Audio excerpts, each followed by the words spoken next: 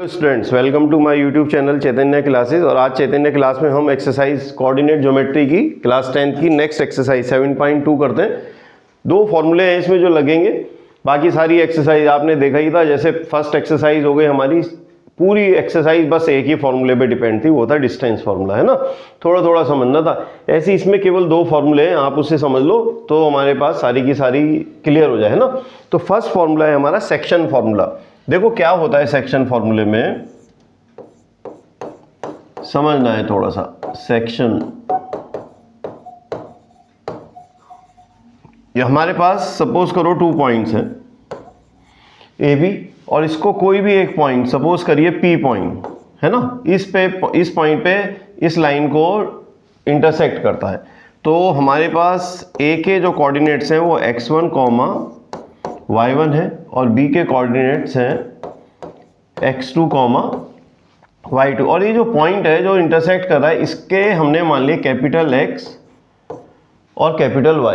अब ये जब इसको डिवाइड कर रहा है तो कोई ना कोई रेशो तो होगी, तो हमने उस रेशो को कंसीडर कर लिया, वो है m1:m2। m1 और m2 रेशो में इसको डिवाइड कर रहा है। अब हमें इस पॉइंट P के कोऑर्डिनेट्स निकालने। तो P का फर्स्ट जो कोऑर्डिनेट हुआ वो हुआ x, तो उसके लिए फॉर्मूला आपको लेना है m1x2 plus m2x1 upon m1 plus m2। बस ये ध्यान रखना है जी। जब m1 लेना है तो उसके साथ x2 आना है, यानी 1 के साथ 2 आना है, ध्यान रखना है। m1 के साथ x2, m2 के साथ x1, और नीचे आना है दोनों जो रेशोज हैं उनका सम, यानी m1 प्लस m2। अब यही यदि हमें y के कोऑर्डिनेट्स निकालने हो तो ये आना है m1y2 plus m2y1 upon m1 plus m2। एक तो फॉर्मूला ये हो गया हमारा, यानी एक x कोऑर्डिनेट्स के लिए, एक y कोऑर्डिनेट के लिए। क्लियर। अब यदि यही जो पॉइंट है P, ये यहाँ ना हो के बिल्कुल मिड पॉइंट पर हो, तो क्या है, इसके लिए हम एक और फॉर्मूला यूज करेंगे, वो है हमारा मिड पॉइंट फॉर्मूला। क्या है? Mid point formula. फिर ले लेते हैं, सपोज करो हमने ये लिया x और a और ये b, और ये जो यहाँ एक पॉइंट ले लिया, इसको आप q मान लो आपकी से, और इसके कोऑर्डिनेट्स हैं x, y। पर ये जो p है, q है, ये आपकी से मिड पॉइंट है हमारा, ठीक है। तो यहाँ हमने ले लिया x1, y1 है इसके कोऑर्डिनेट, और इसके कोऑर्डिनेट्स है x2, y2। अब देखो जब मिड पॉइंट होगा तो रेशो वैसे 1:1 की होगी, वो लिखने की भी वैसे ज़रूरत नहीं है आपको, आप समझ लो। इसके लिए डायरेक्ट फॉर्मूला यूज़ करना। तो इसके लिए जब x निकालना है तो वो लेना है x1 प्लस x2 अपॉन 2, और सेकंड लेना है y1 प्लस y2 अपॉन 2। केवल ये दो फॉर्मूले लगेंगे, और हमारा जो फर्स्ट जो एक्सरसाइज है उसका फॉर्मूला, डिस्टेंस फार्मूला कहीं पे लगेगा तो लगेगा, बाकी नहीं तो हमारी पूरी एक्सरसाइज इसी से सॉल्व हो जाएगी। क्या समझना है? पहला कि कोई लाइन 2 पॉइंट्स है ए बी को ज्वाइन करने वाली लाइन को P पॉइंट कहीं पे इंटरसेक्ट करता है, वो कोई भी रेशो हो सकती है। जैसे हमने रेशो कंसीडर कर ली m1x2, और हमें P के कोऑर्डिनेट्स निकालने हैं। P के कोऑर्डिनेट्स का फर्स्ट कोऑर्डिनेट आया x के लिए m1x2 प्लस m2x1। ध्यान रखना है m1 के साथ x1 नहीं आना, नहीं तो रॉन्ग हो जाएगा। नीचे y के निकालने तो m1y2 plus m2y1 upon m1 plus m2। अब यदि यही जो पॉइंट है Q मिड पॉइंट बन जाए तो रेशो तो सेम आ जाएगी 1:1। तो आप यहाँ डायरेक्ट यूज़ करो, अब ज़्यादा समझना नहीं, फिलहाल इसी से हम क्या कर सकते हैं, अपना सारी एक्सरसाइज और सारे क्वेश्चन भी सॉल्व हो जाएंगे हमारे पास। x निकालेंगे तो x1 प्लस x2 अपॉन 2, और y निकालेंगे तो y1 प्लस y2 अपॉन 2। ये हमें पता ही है, यदि कोई भी पॉइंट x एक्सिस पर है, किस पर है, कोई पॉइंट है हमारा x एक्सिस पर, तो उसका y यानी उसका ऑर्डिनेट हमेशा 0 होता है। ये इसमें बहुत काम की चीज़ है, आएगी बार बार। और यदि कोई पॉइंट y एक्सिस पर है तो उसका हमारे पास एब्सिसा यानी x ऑर्डिनेट जो होता है वो क्या होता है, 0 होता है। तो ये बातें थोड़ी सी ध्यान रखते हैं। फिर चलते हैं देखो, करो इसकी फर्स्ट एक्सरसाइज, मतलब 7.2 का फर्स्ट क्वेश्चन। देखो क्या कहता है, find the coordinates of the point which divide the join of this and this in the ratio 2:3। तो हमारे पास 2 पॉइंट्स हैं, यहाँ ले लिया हमने, एक पॉइंट ए है, ये पॉइंट हमने बी ले लिया, यहाँ है -1,7, यहाँ है 4,-3, और इन द रेशो ये सपोज करो इसने इसको इस पॉइंट पर कट करा, ये P है और P के कोऑर्डिनेट्स मैंने x और y मान लिए, और इनकी रेशो ये 2:3 में हमें इसको डिवाइड करता है। ठीक है, अब समझो ये हमारा x1 ये y1, ये x2 ये y2, और ये हमारे हिसाब से हो गया m1 और m2। अब आपको दोनों कोऑर्डिनेट्स निकालने हैं, पहले P के कोऑर्डिनेट्स निकालने हैं। P के कोऑर्डिनेट्स में पहला x हो गया, तो x जो निकालना है उसका फॉर्मूला हुआ m1 x2 plus m2 x1 upon m1 plus m2।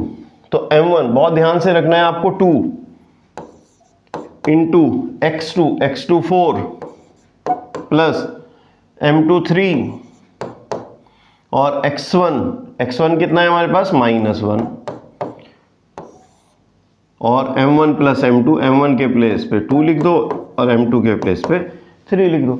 Solve कर लो, 2 4 जा तो 8 हो गया, और 3 1 जा 3, प्लस माइनस है तो माइनस का आएगा, -3 अपॉन 2 और 3 5, तो 8 से 3 गए तो 5 अपॉन 5 कैंसिल कर दो 1। तो x कोऑर्डिनेट तो कितना आ गया, 1। ऐसे ही आपको y निकालना है, तो y निकालो जी, m1 y2 plus m2 y1 upon m1 plus m2। Formula जरूर लिख के आना है पेपर में, है ना। m1 फिर हमारे पास 2 है, इंटू y2 है वहाँ पर -3 प्लस m2 है 3 और y1 है हमारा 7 डिवाइडेड बाय, और क्या लिखना है, 2 प्लस 3। सॉल्व कर लो, 2 3 या 6, माइनस का 6 प्लस 7 3 या 21, और नीचे आ गया 5। 21 से 6 गए तो बचा क्या, 15 अपॉन 5 3 जा 15, तो ये आ गया हमारे पास y। इसका मतलब जो पॉइंट P है उसके कोऑर्डिनेट्स आ गए हमारे पास, x आ रहा था हमारे पास 1 और ये आ गया 3। तो coordinates of point P are 1,3। Clear. चलिए नेक्स्ट क्वेश्चन।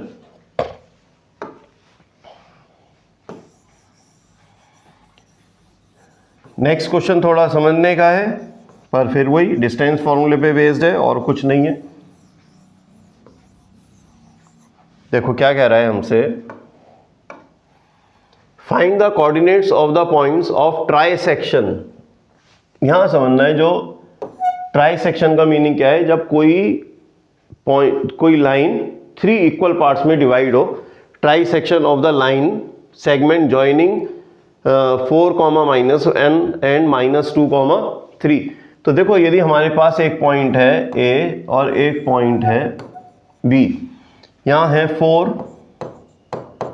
-1, ये है -2, -3। इसको ट्राइसेक्शन 3 इक्वल पार्ट्स में डिवाइड कर दिया, तो एक हमने P ले लिया, एक हमने Q ले लिया।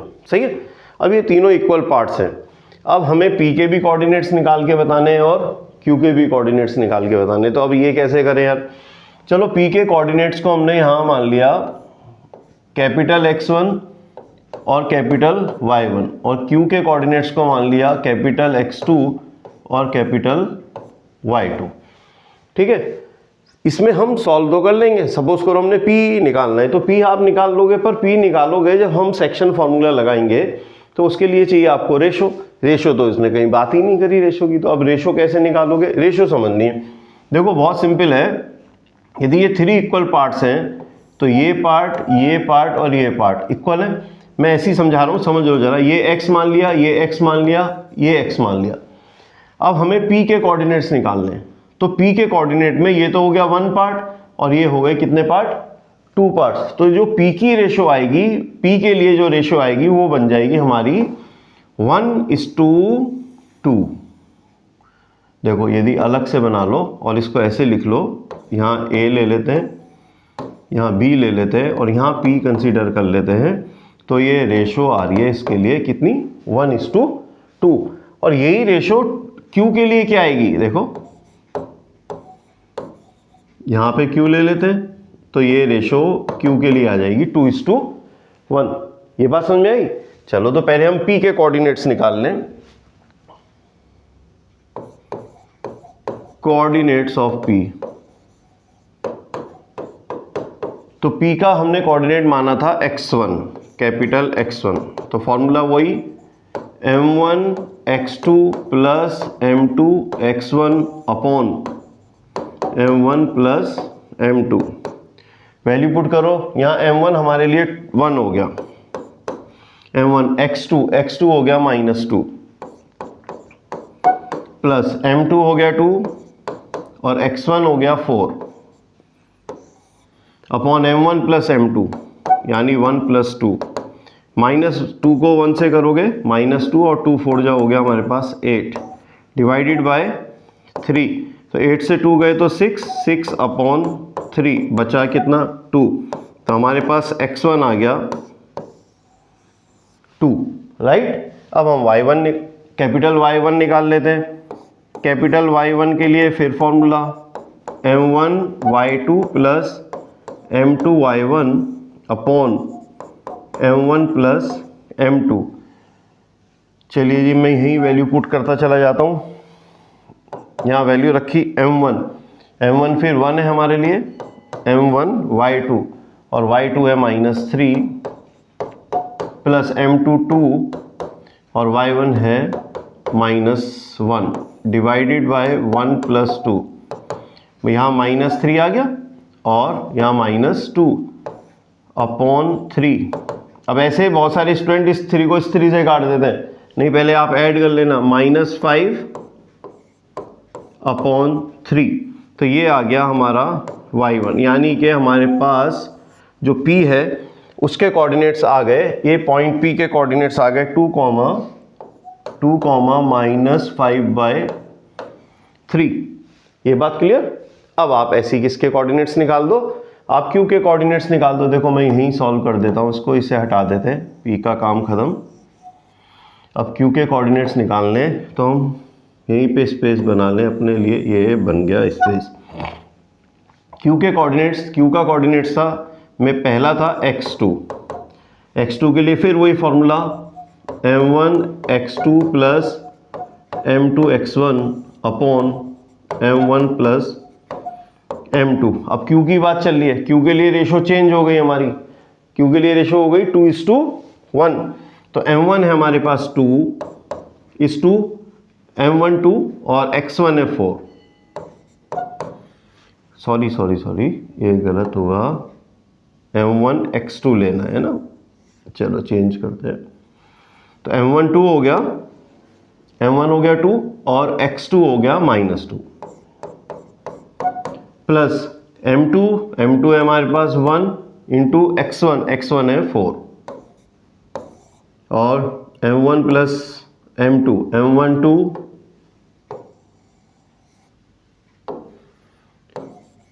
और m2 कितना आ गया 1, यहाँ 2 2 जा 4 माइनस का 4, ये प्लस का 4 अपॉन 3 यानी ±0 और यहाँ आ गया 3 तो आ गया 0, यानी आपका जो x2 आ गया वो कितना आ गया 0 आ गया। अब मैं यहीं पर इसका y2 भी निकाल देता हूँ, इसे रब कर देते हैं।